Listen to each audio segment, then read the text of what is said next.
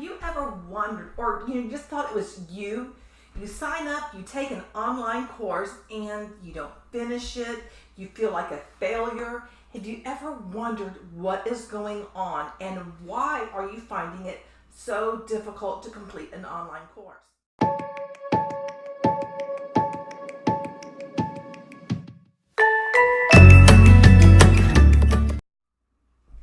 Hey there, my name is Alonda Carter and I'm a professional instructional designer.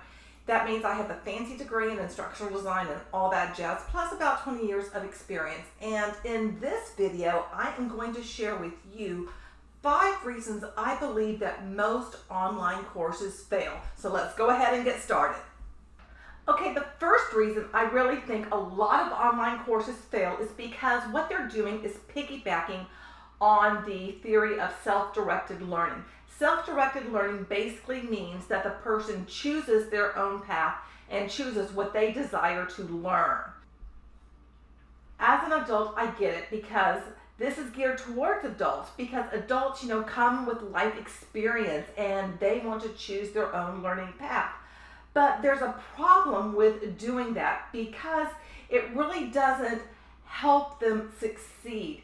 Yes, there's a lot of choices out there, but when you don't feel like you're getting any help, and I'm going to dive into why people are not getting help, that it's a problem. For instance, there's a lot of organizations that have huge corporate universities with all these courses being offered to help people grow professionally. It's their professional development that they're offering, and people sign up for them, but do they actually really learn anything? Are they able to actually apply the skills?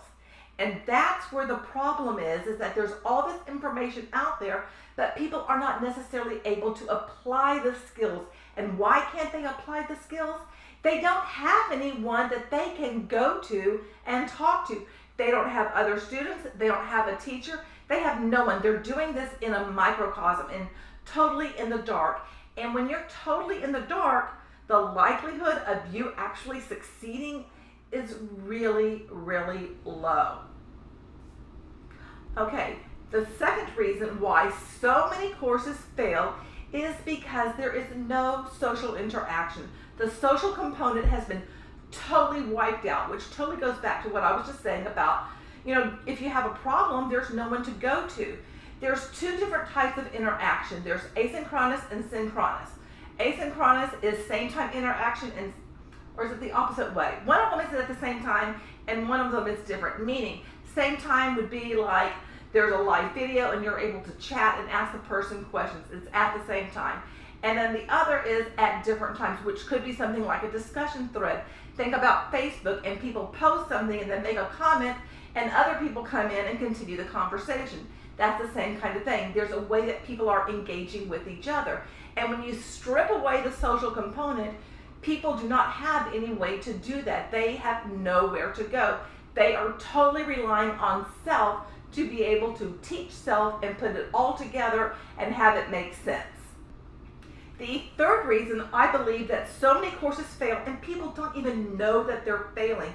People certainly don't publish this information. The reason is that most people who are teaching how to create courses out there to the mass populace don't have a background in instructional design. They're marketers. Marketing is a completely different skill set than instructional design. Marketing, you're trying to get people to buy stuff, and just because a lot of people buy a course does not mean that that course is any good. Does not mean that anybody who is taking that course is able to actually apply whatever is being taught and have a difference in their life. Just because people are not buying a particular course doesn't mean that that course is terrible. It could be quite good, but because whoever has that course out there isn't great at marketing, hasn't been doing that a lot, doesn't have a marketing team behind them, then people aren't buying it. It's the whole thing. To me, it's really kind of like the snake oil sales.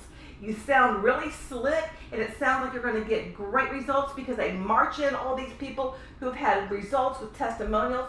But at the end of the day, when you take out your debit card, you make the purchase, you buy the course, and then you try to get through it, so many people don't complete it because, one, they have a question, they have nowhere to go.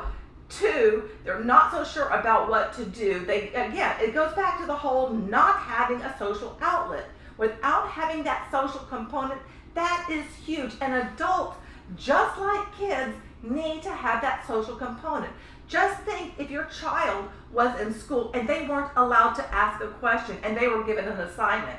And the thought process is, well, you have the assignment, it's written down, there, go and do it. Now, yes, they're a child and you're an adult, but it's kind of the same thing. If you are learning a new skill, sometimes you're going to have a question. You need to be able to go to that expert and ask them to help you. And if there's no way to contact someone, then you're really on your own. So that's another reason why online courses fail. And the last reason online courses fail, and this is huge, this is so important, and it's because people do not take the time to do an evaluation. As a matter of fact, I can remember messaging someone who is a big name who has sold a lot of courses. And again, just because they've sold a lot of courses doesn't mean all those people are getting any results. It doesn't mean they're getting any results. And I asked them about evaluating their course, since my background is in instructional design and I know about these things. And the way that they evaluate it is whether or not somebody asks for a refund. Well, just because people aren't asking for a refund does not mean that your course is stellar. If you're not taking the time to find out what people know when they start the course, what they know at the end of the course, what needs improvement so you can revise it, then that's a huge problem, because you're just kind of trying to marching on with this thing. And I'm going to go back to marketers. I'm going to pick on them because people are so captivated by this thought of evergreen, that you create something once and that's it, and you put it out there and it's fantastic and it's just going to keep making you money. But if people are having issues and you don't know they're having issues because you've removed any way for them to contact you, and you don't take the time to do an evaluation, how do you know what the results are? You don't. And that's the problem. Now myself, yes, I am putting some courses on Udemy. I'm probably not saying it right. I always have a problem with saying that word, whatever it is. It's U-D-E-M-Y, whatever, something like that. I am doing that.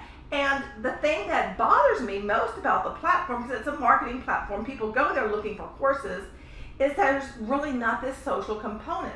So I can't really do that. But because I don't have like this huge following where I can have this webinar, aka seminar, and get people to buy my stuff, I'm like, you know what? Let me put something where people are going, and they're going to a marketplace. Make sense? I hope this has been helpful to you. I have a question of the day for you. So if you have taken an online course, have you completed it? And if you haven't, why not? My name is Alonda Carter. Thank you so much for being here. I really appreciate it. Go ahead and smash the subscribe button, hit the thumbs up, and make sure you turn on the notification bell so that you can get my videos that drop each and every week. Have a great day, and remember, change starts now.